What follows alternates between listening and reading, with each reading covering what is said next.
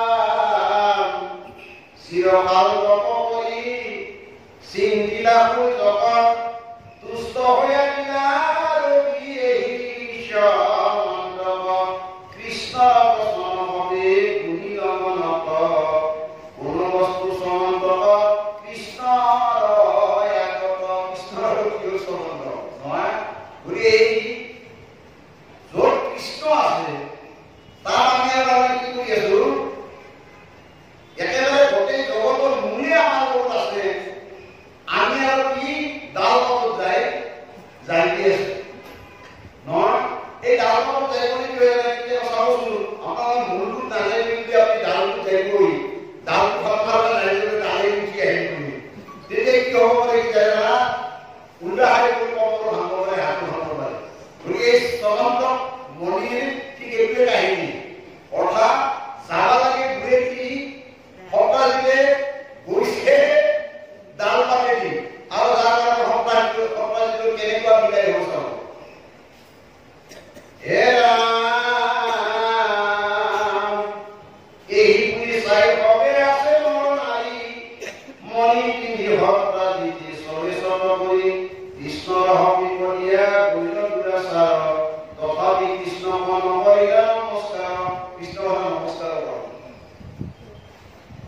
পটবেৰী পাইলা যাই আপোনাৰ ঘৰ ও কৰাই মংগল ৰংগ বাইত বহুত দেৱল মন্দিৰ ইয়াত ধুনীয়া মণি কথা দিলা বিপ্ৰগমন জ্ঞানী মণি বুজিলা মণিৰ প্ৰভাৱে আৰু গুণা পৰীক্ষিত অষ্টভাৱ পূৰ্বৰ নষ্ট ভয় প্ৰতিনিত আভাৱনা ভাৱনে নহ'লে এই যে আমাৰ দুটা পাচি বাংলা হাতে যদি ঘূৰিতে দিয়ে ভাল নহয় অষ্টভাৱনে এক ভাৱ হ'ল পিস্তলা ঘূৰি এক ভাৱ মানে পিস্তলা যে পিস্তলা পুৰণা অষ্টভাৱ নহয় ঘূৰি আগ্ৰহ হ'ল 160 তলা অনা বিধি কাৰণে এই সমগ্ৰ মণিপুৰ এই যে সমগ্ৰ মণিপুৰ 108 তলা অনাৰে ইমান সম্পত্তি আমি কি কৰিম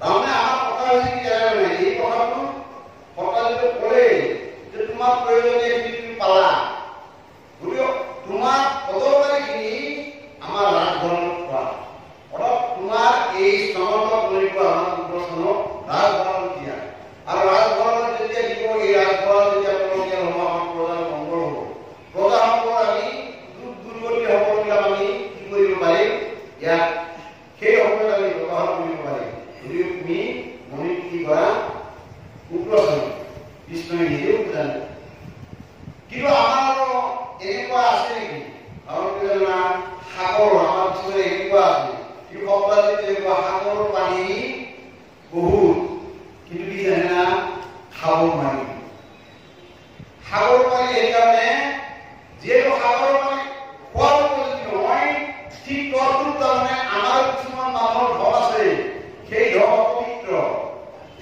ধন অপবিত্ৰ কেনেকে হয় জানে আমাৰ ধন অপবিত্ৰ হ'লে কি কৰোঁ গা ধুলে আৰু যে ভিতৰটো অপবিত্ৰ হয় ৰাজাবাবু মাতি আহে বেটাবাবু মাতি আহে যে ভাগৱত পাঠ কৰে শৰীৰটো যদি আপোনাৰ অপবিত্ৰ হয় নহয় গতিকে আমাৰ শৰীৰ অপবিত্ৰ হ'লে আমি গা ধুম মন পবিত্ৰ হ'লে আমি ভাগৱত আদি শাস্ত্ৰ পাঠ কৰোঁ বা কোনোবাই যুদ্ধ পাতে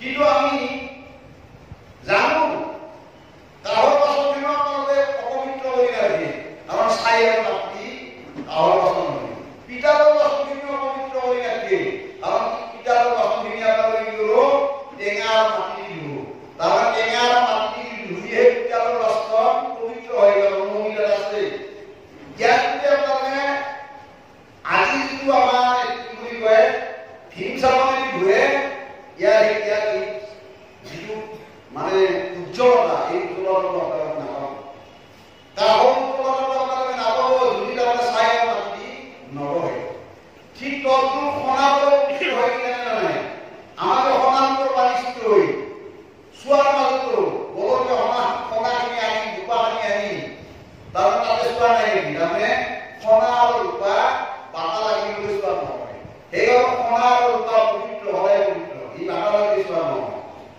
এতিয়া ধন পবিত্ৰ কেনেকৈ হয় আমাৰ যদি আপোনালোকে ধনবিলাক আছে এই ধনবিলাক কেনেকৈ পবিত্ৰ হয় আমাৰ আপোনালোকে বছৰটোত যিমান ধন আছে তাকে 6 ভাগ কৰিব লাগিব 6 ভাগ কৰি পেলাই 1 ভাগ কৰিব লাগিব সমাজৰ কাৰণে দিব আৰু এই সমাজৰ কাৰণে দিয়া সম্পদখিনি ক'ত দিব যোগ্য স্থান কাৰণ তাত স্থান কাল পাত্ৰ এইকেইটা বস্তু চাই দিব যদি স্থান যদি অপবিত্ৰ হয় তেনেহ'লে আপোনাৰ সেই দানৰ পৰা আপোনাৰ কি পাপ হ'ব কাৰণ কি জানে না আপুনি অচিনাকি ভিক্ষাৰী এটা আপোনাৰ ঘৰত দিছে আপুনি টাকা এক্সট্ৰা দিছে অচিনাকি ভিক্ষাৰী নাজানে আপুনি তাৰ পৰিচয় নাজানে কি আহি দেখা হৈছে কি অলপ পাছত ক'ৰবা মদৰ ঘাটিত যায় অলপ মদ পিছে আৰু তাই ঘৈণীয়েকক খুবেই হাতখন ভাঙি উঠে এই 100 টকা যদি আপুনি যদি ঘৈণীয়েকৰ হাত ভাঙা পাপৰ ইয়াতে কি পৰকি নকৰি এই পুচাই দিব বুজিছে নাই গতিকে এইবিলাক কথা আমি মনোযোগ দি পেলাই আমি বছৰটো যিখিনি আমি আমি কি কৰিব লাগে আমি এনেকুৱা যিবিলাক ঠাইত আমাৰ সম্পদখিনি অলপ ব্যৱহাৰ এনেকুৱা ঠাইত হ'ব লাগে আৰু এনেকুৱা ঠাইত কি হ'ব আমাৰ বাকী সম্পদখিনি পবিত্ৰ হ'ব বাকী ধনখিনি আমাৰ পবিত্ৰ হ'ব সেইকাৰণে আমাৰ ধন পবিত্ৰ কৰা কৌশল হ'ল দান কৰা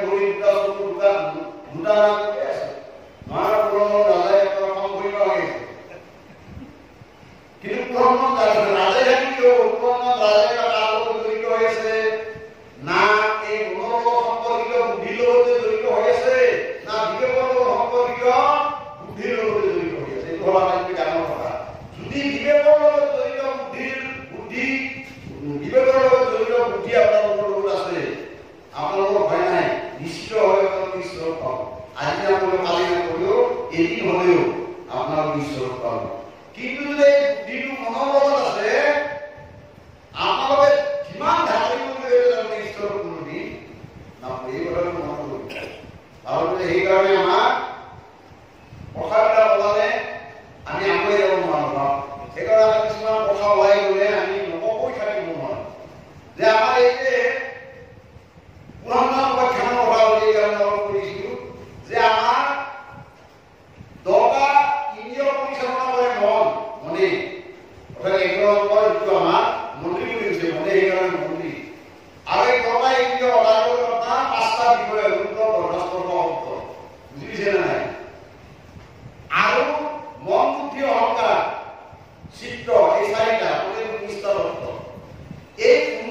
তত্ত্বই একতলাৰে ঈশ্বৰ তেওঁলোকৰ লগত নাথাকে আৰু এইকাৰণে যদি ঈশ্বৰ থাকে তেনেহ'লে এই ইন্দ্ৰিয়তাৰে কি হয় আপুনি গোটেই জগত জয় কৰিব পাৰিব সমস্ত জগতত জয় কৰিব পাৰিব এই যে 19টা তত্ত্বৰ যদি ঈশ্বৰ থাকে কিন্তু এই 19টা তত্ত্বৰ যদি ঈশ্বৰ নাথাকে তেনেহ'লে আপোনালোকে জানিব আপোনালোকে কোনফালে যাই আছে এই ভগৱতী সেইকাৰণে এটা পুৰঞ্জন উপাখ্যানৰ এটা নগৰ কথা কি ভগৱতী নগৰ ভগৱতী মানে ভগৱ নগৰ সেইখন কেনেকুৱা ভগৱ নগৰ জানে নাই আপোনালোকে একেঠাই যি ভোগ বস্তুৱে সেই ভোগ তাতে নকৰি সেই ভোগটো অলপ পেলি তলত তেলত তাৰমানে এতিয়া ভোগ পেলি দিব চামটো এইটো ভোগ এইখন জমৰ নগৰ বুজিছে নাই এই জমৰ নগৰত তাৰমানে আমি যাব লাগে গতিকে সেইকাৰণে আমি এই টোটেল নিষ্ঠা বৰ্তমান কি হলো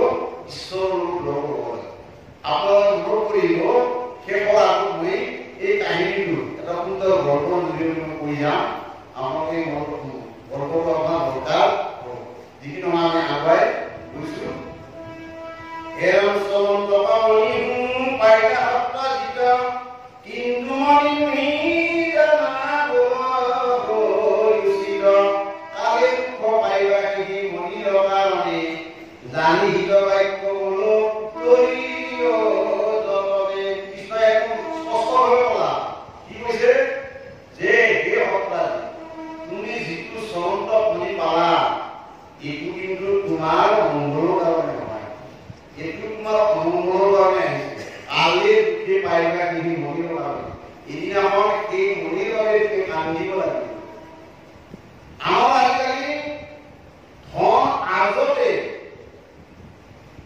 আমি বিশ্বাস কৰিছো নাই এই ধনবিলাকৰ পৰা আমাৰ ল'ৰাটো ৰাতি এতিয়া টকাৰ বান্ধুকেইটা কাপোৰ হাতত তুলি দেই মা দেউতা চোৱা আহি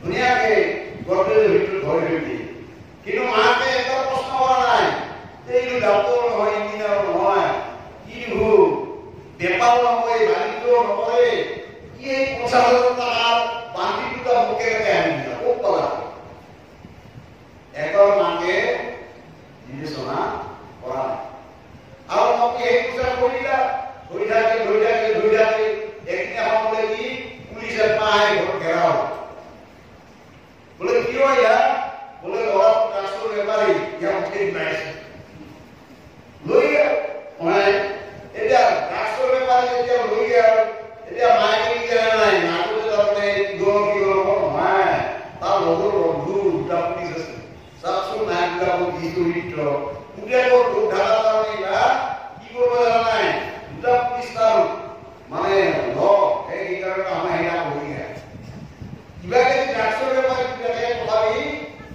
মানুহবিলাকৰ আমাৰ এই মাকবিলাকৰ এইটোৱে বৰ ডাঙৰ কথা হৈছে বাপেকবিলাকে নাজানে বেছিভাগবিলাকে দিনটো এই পক্ষী দেৰে কাৰণে ঠুকৰ আহি তাৰমানে জমা কৰে এটা জমা কৰি এই তেওঁলোকৰ পোৱালীবিলাকক খোৱা হয় আমাৰ বাপেকবিলাকে তাৰমানে সদায় ৰাতিপুৱা হ'লে কেৱল কিহৰ কাৰণে জানে না এই ল'ৰা ছোৱালীবিলাক ভাল হওক এইটো আমাৰ কাৰণে ঘৈণীয়েকবিলাকে বেয়া নকৰিব পাৰে আমি নিজে দেখা কথা ঘৈণীয়েকবিলাকে নাই গিৰিয়েক খালে ক'ত আজিকালি নাখাই ভাল সোনকাল মৰি দেখে আৰামছে মই নিজে গৈ দৰমহা কথা মূল্য কৰি এতিয়া মেলি তাৰমানে মই এইটো হয় বহুত আছে মই আপোনালোকক পাৰে যে আপোনালোকে বেয়া নকৰিব এনেকুৱা নাই আমাৰ ঘৰটো বৰ্তমান এইটো এটা কথা এই যে স্বামী স্ত্ৰীৰ যিটো সম্পৰ্ক এই স্বামী স্ত্ৰীৰ সম্পৰ্কটো আমাৰ বৈদিক সমাজে কিয় পাতি দিছে এই কথাটো আমি জানিব লগা যে আমাক এই বৈদিক সমাজে এইকাৰণে স্বামী স্ত্ৰীৰ সম্পৰ্কটো পাতি দিছিল এই আমাৰ এই সংঘাৰৰ স্বামী স্ত্ৰীৰ জৰিয়তে আমি সেই স্বামী যাতে আমি অনুসৰণ কৰিব পাৰোঁ সেইজন স্বামী এইজন স্বামী যদি আপুনি যদি ভাবে তেনেহ'লে আপুনি সেইজন স্বামী পাবে এইজন স্বামীৰ মাজেদি বেছি সময় নালাগে আৰু আমাৰ পুৰুষসকলক কৈছো আপোনালোকক কয় পুৰুষসকলে যদি এইজন পত্নী যদি আপুনি কি পত্নী বুলি ভাবে তেনেহ'লে কি জানা আপুনি দুয়ো লক্ষ্মী আৰু কৃষ্ণ একেলগে আপোনালোকে লগ পাব। পুৰুষবিলাকে লক্ষ্মী আৰু কৃষ্ণক যদি একেলগে লগ পাব লাগে তেনেহ'লে নিজৰ ঘৈণীয়েকবিলাকক কি কৰিব লাগিব? এইবোৰ কোৱা নাই মাকক তাৰমানে বৃদ্ধাশ্ৰমত বাপেকক বৃদ্ধাশ্ৰমত থৈ ঘৈণীয়েকৰ আলোচনা ধৰাৰ কথা কোৱা নাই।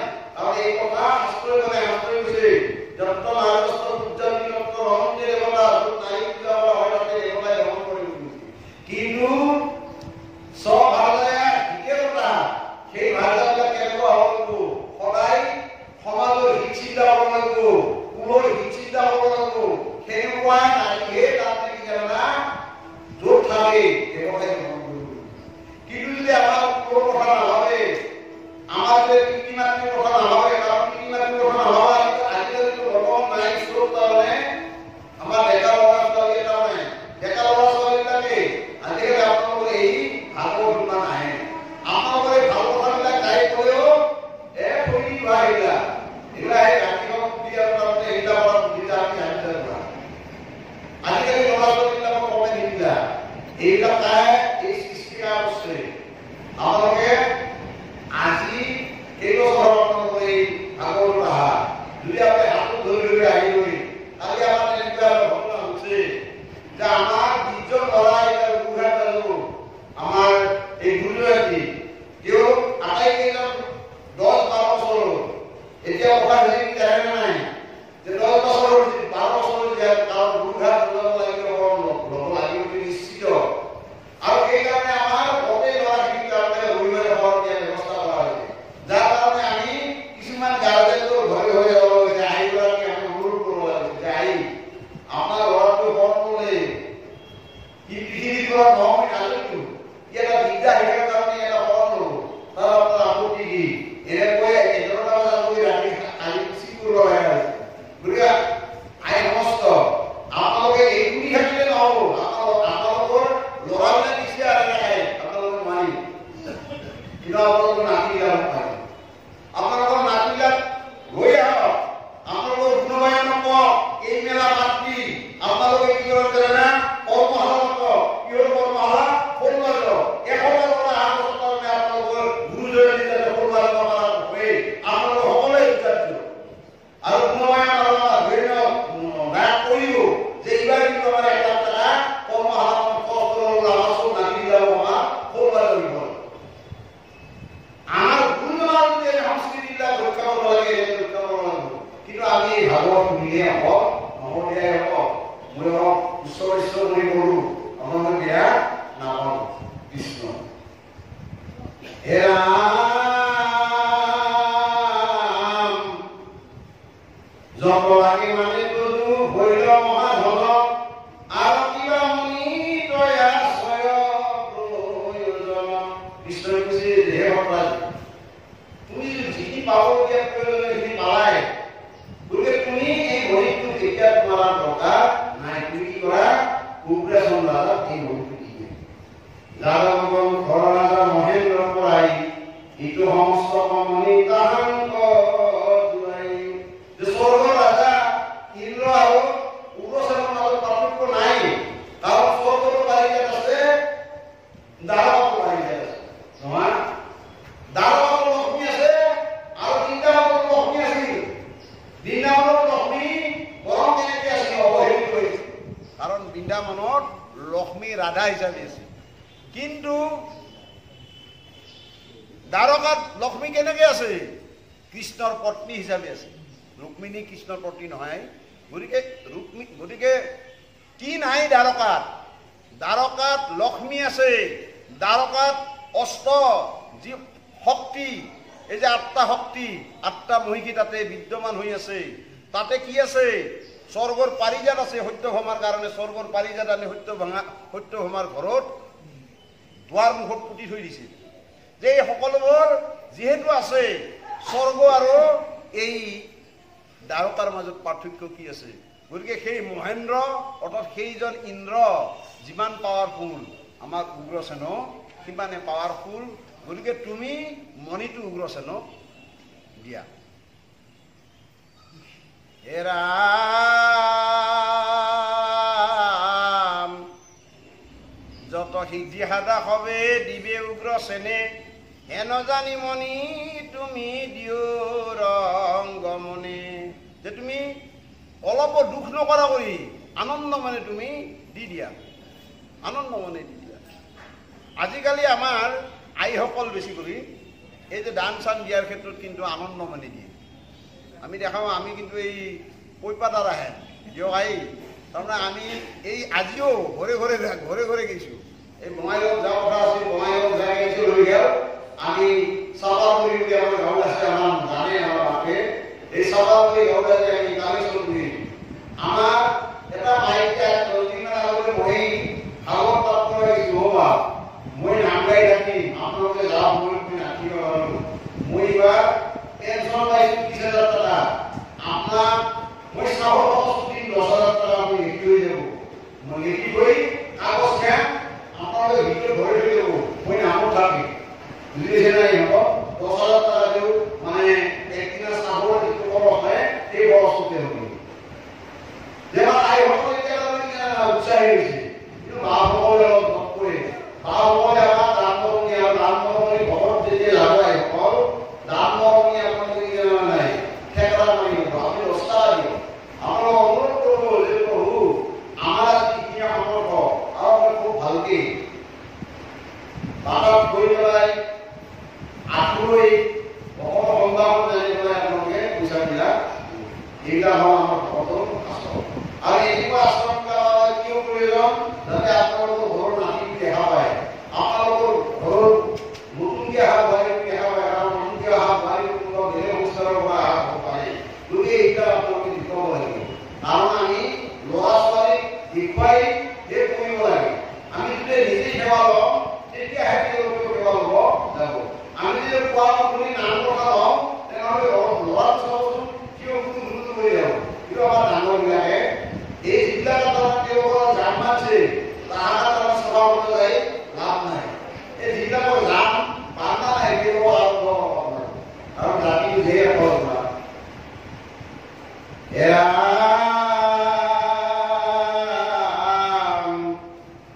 শুনি সপ্তাহ যিটো পকে নিদিলে উত্তৰ অধৰ্ম চলি গল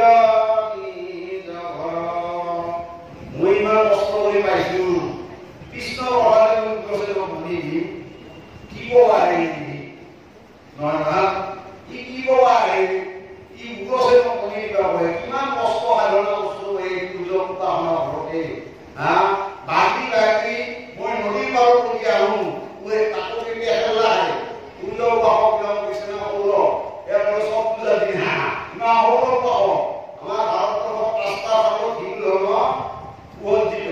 এটা সৌৰ, এটা সাতটা, এটা ধৰ্মহিন্দু, এটা শৈৱ আৰু এটা হ'ল কি বৈষ্ণৱ। এই 5টা ধৰ্ম, এই 5টা ধৰ্ম এটা হ'ল কি সৌৰ পাহক। এই সৌৰ পাহকবিলাক কি কৰে জানা? চব পূজাবিলাক দিছে নাই আপোনালোকে কৰে কি এই ৰমণী আমি সেই ৰমণী নদীৰ কাম কৰে আমি আহোঁতে যাওঁতে দেখা পাম আহোঁতে যাওঁতে দেখা পাইছিলোঁ। গতিকে এই যেতিয়া কাটি যায় আৰু নাই কৰি পাৰি ধেৰি কৰি পেলাই থাকে অলপ সাধনা নাই না অলপ কষ্ট, ইমান কষ্ট কৰি সপ্তাহ ইমান কষ্ট কৰি বহি নদীটো পাইছোঁ। আৰে কষ্ট নকৰিলে কৰ্মকাণ্ড কেতিয়াও নহয়। কৰ্মকাণ্ড ধৰ্মহে কষ্ট, যিমান কষ্ট কৰা যায় সিমান ফল পাবই নাম কৰ্মকাণ্ড। এই যিবিলাক আমাৰ সপ্তাহ যেতিয়া পোৱা মনি আমি বিভিন্ন ধৰণৰ কৰ্মকাণ্ড সাধনাৰ জৰিয়তে যিবিলাক সম্পত্তি পাওঁ এইবিলাক দিয়া নাই। আগতে বহুত যিমান কষ্ট হয় ভোগ কৰোঁতে আমি কিন্তু দিয়া নাই, সেই আৰামটো নাই। আপোনালোকে এই আৰামটো ভোগ কৰি নাপাবই। দিনে ৰাতি আগতে খাই খাব বাহিৰে বোলে আজি ৰাতি ভাত নাই, কালি বোলে কি হিট পাতিছো চপৰাতি হিট পাতিলে ঘৰত আহে নহয়। কালি বোলে কি পুৱাই উঠি ল'ব লাগে, 2-3 দিন ভাত খাওঁতে 200 মান কি পালা পাইছে না। তাৰপিছত কি লাহে আলু দিছে, আলু কি হৈছে কষ্ট কৰি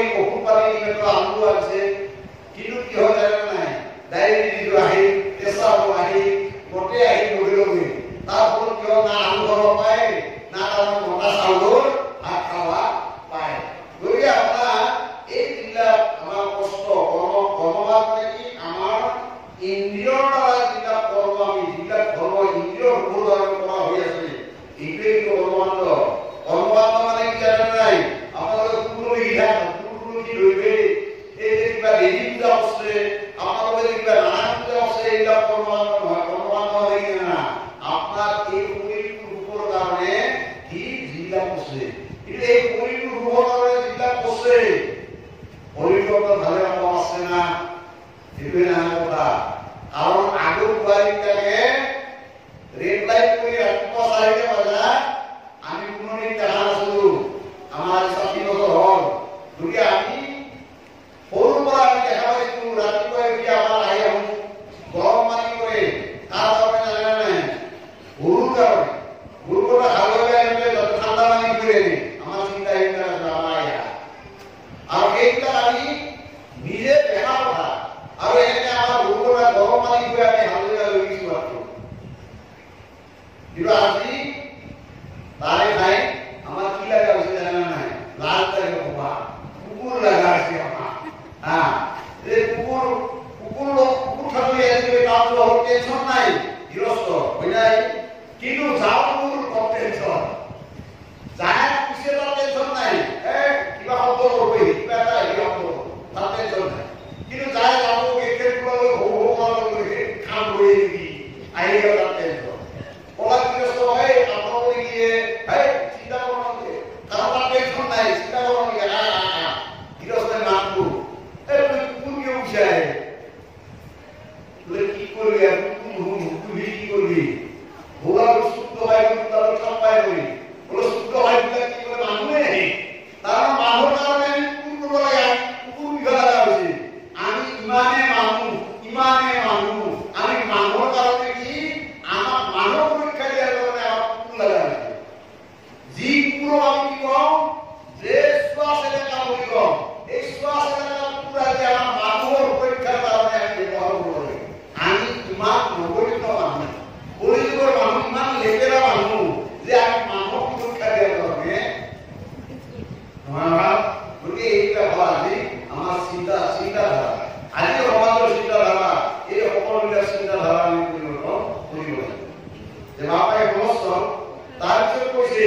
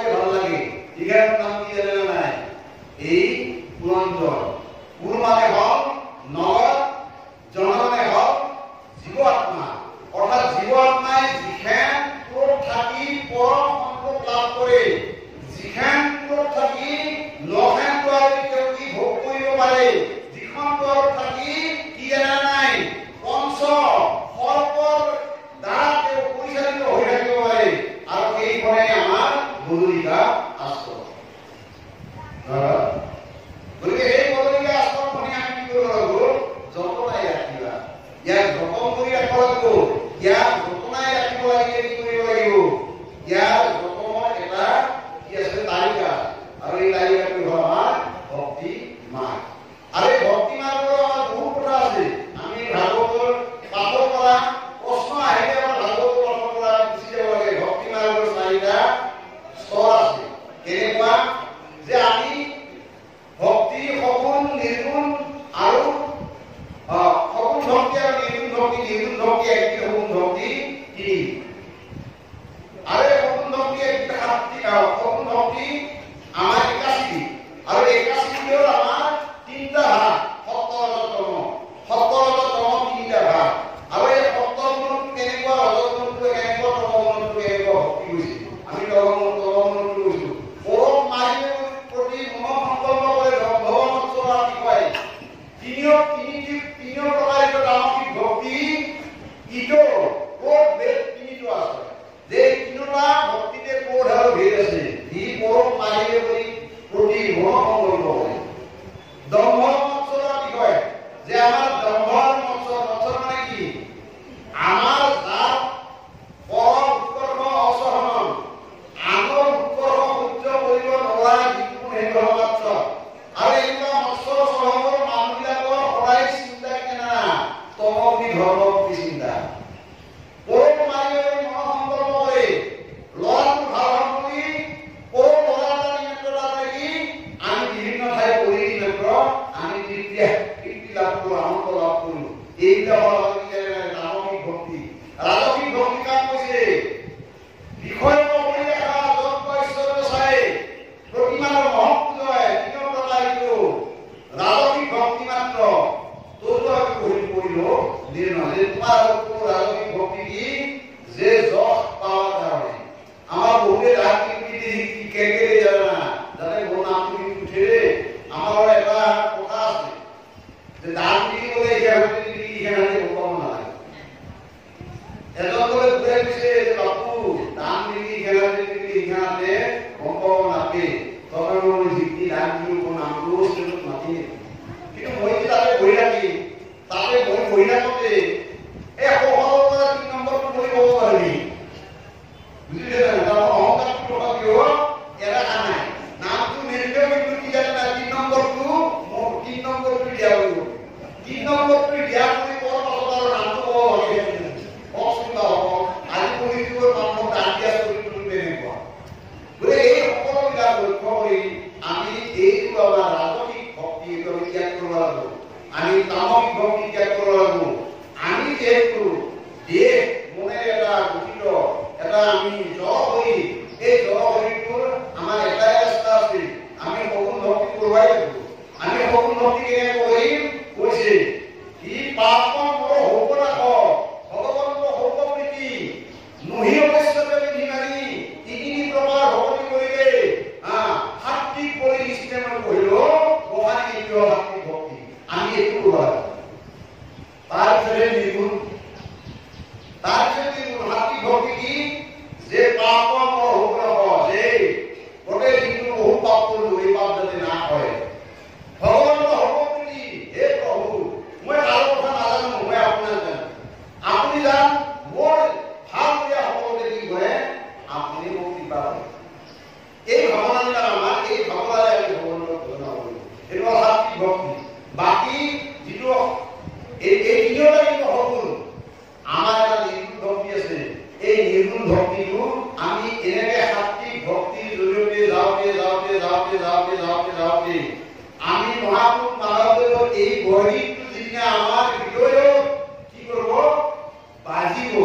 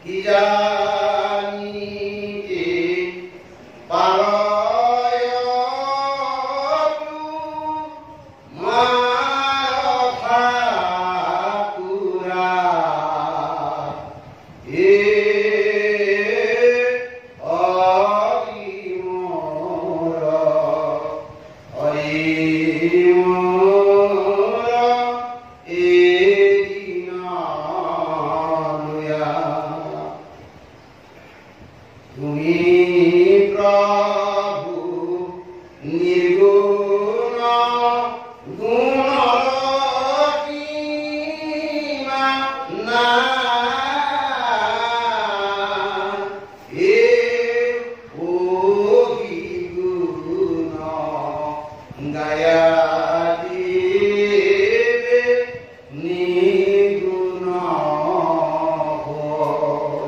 এ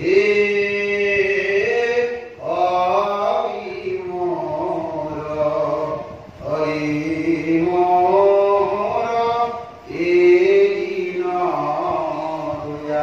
তুমি প্রভু নির্গুণ নিরহন নাই। যে নির্গুণ মানে কি? গুণ গুণ নাই নাকি? তাহলে যার গুণের সীমা নাই, যার গুণের সীমা অনন্ত সহস্রম করে কই শেষ কৰিব নোৱাৰা, যাৰ গুণ, সেই গুণ গাওঁতে গাওঁতে গাওঁতে গাওঁতে জীৱই কি হ'ব? এইদিনাখন নিৰ্গুণ হৈ নিজেই যাব। গতিকে আমি কি কৰিব লাগিব? আমাৰ এটাই কাম, কি শয়নে ভজনে স্নানে গৈপস্থানে একাদশ স্মৰণ কৰি সকলোতে আমাৰ কৃষ্ণৰ নাম লোৱা।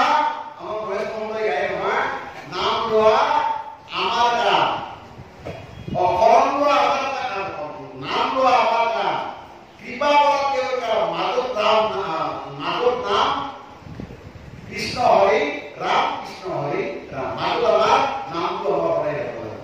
গতিকে আমি এই নামটো এতিয়া এটা প্ৰথম পাই মস্ত যে আইসকলক মই সুধিছো, আইসকলে আমাৰ লয় কেনেকুৱা লয়? যে ভজন এটা লগাই দিয়ে আইসকল, শৰণটো আমাৰ অংগনামা দিয়ে। মন কৰো যে আমাৰ যে শৰণ লওঁ আমি, এইটো অংগনামা দি তাতে কেৱল মাত্ৰ কি চেৰেলেক্স খাব পাৰে আৰু একো নাই। চেৰেলেক্স বুট এইবিলাক খাব লাগিব, কিন্তু শিক্ষা নকৰে। শিক্ষা লাগে আপোনালোকে কি জানা? আৰু লাগিব শ্ৰেণী আৰু লাগিব, তাৰমানে অংগনাবাদীৰ পৰা আপোনালোকে কি প্ৰাপ পাই মাৰি যাব লাগিব। অৰ্থাৎ কৰ্মৰ পৰা ভজনলৈ যাব লাগিব। ভজনক নগলে আপোনালোকে কৃষ্ণৰ স্বৰূপ দৰ্শন কৰিব নোৱাৰে। ভজনক নগলে কৃষ্ণৰ স্বৰূপ যদি দৰ্শন কৰিব নোৱাৰে, তেনেহ'লে আপোনালোকে শৰণলৈ কিয় হ'ব? অংগনাবাদী চেৰেলেক্স খাওঁতে জীৱনটো বুজি যাব নহয় বা। গতিকে আহি অৱস্থা আপোনালোকে ভজন লোৱাৰ ব্যৱস্থা কৰক। আপোনালোকৰ সত্ৰত এইবিলাক ব্যৱস্থা আছে। গতিকে এইবিলাক আপোনালোকে ভজন যিসকলে লোৱা নাই, যিসকলে লৈছে তেওঁলোকক প্ৰণাম, আৰু যিসকলে লৈছে লোৱা নাই তেওঁলোকে ভজন লওক। আৰু ভজন লৈ লোৱাই কিনা, কাৰণ এইটাই ভাৱ নহয় ভক্তি। মাজত ভক্তি আছে, ইয়াৰ পাছত ভক্তি, পৰম ভজন ভক্তি, পৰমাৰ্থ আৰু আচৰণ, এই পাঁচটা বস্তু। পাছত দুটা, আগত দুটা, মাজত ভক্তি। গতিকে ভক্তি আমি ভক্তি পথত আমি যাব লাগে। কাৰণ ভক্তি পথটো আপোনালোকে যিমানে কৈ আছে ইমান সহজ নহয়। গাইলে নহ'ব, নাম গাইলে নহ'ব। আমাৰ বহুতে নাম গায়, আমি কেতিয়াবা কেতিয়াবা প্ৰশ্ন কৰোঁ, কি নাম গাইলে?